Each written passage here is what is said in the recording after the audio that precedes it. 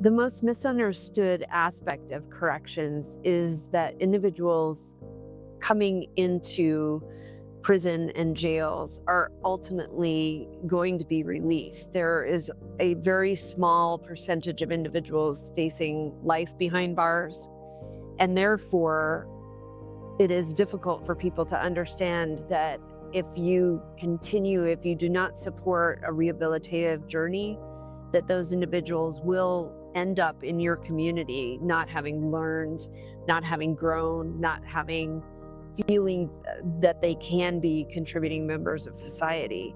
So I believe that with that misunderstanding comes a lot of folks that think, well, we don't really need to spend money on programs, or we don't need to help somebody rehabilitate.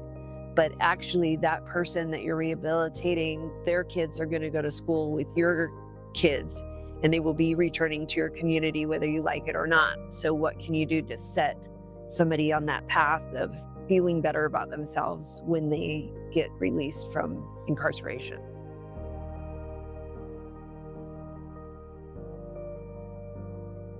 I was headed to law school, and I took a turn to take a summer job at the sheriff's office, and I never looked back. You think you've seen everything after 30 years experience, but there's always a new challenge, a new situation that needs to be solved, and you need to make the right decision because you've got folks' lives at stake.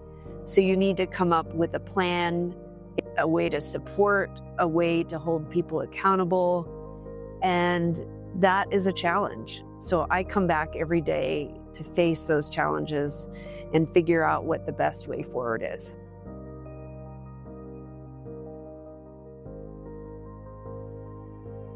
I grew up in this town, and seeing that people are learning from their period of incarceration and doing a bit of good work and atoning for what they did in their past, those are the impactful moments that I really appreciate.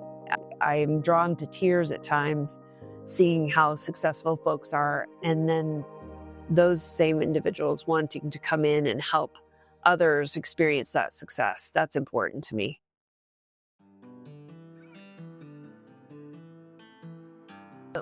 One piece of advice that I would give to somebody interested in a career in corrections is to remember to treat people the way you would want yourself to be treated or your family members to be treated, and to meet the individuals that are in jail or prison with as much respect as possible.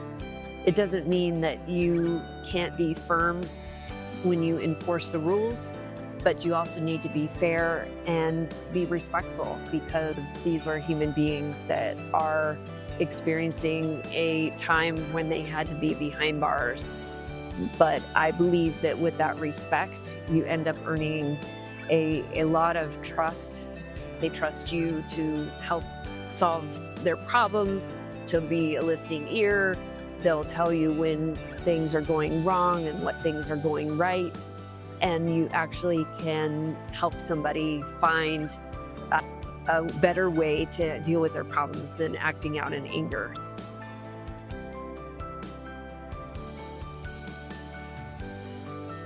When I first learned about Edovo, I was really excited about the offerings, because I'm going to say 500 classes, but I bet you I will be corrected and willfully underrepresent how many courses and opportunities there are on the Edovo platform.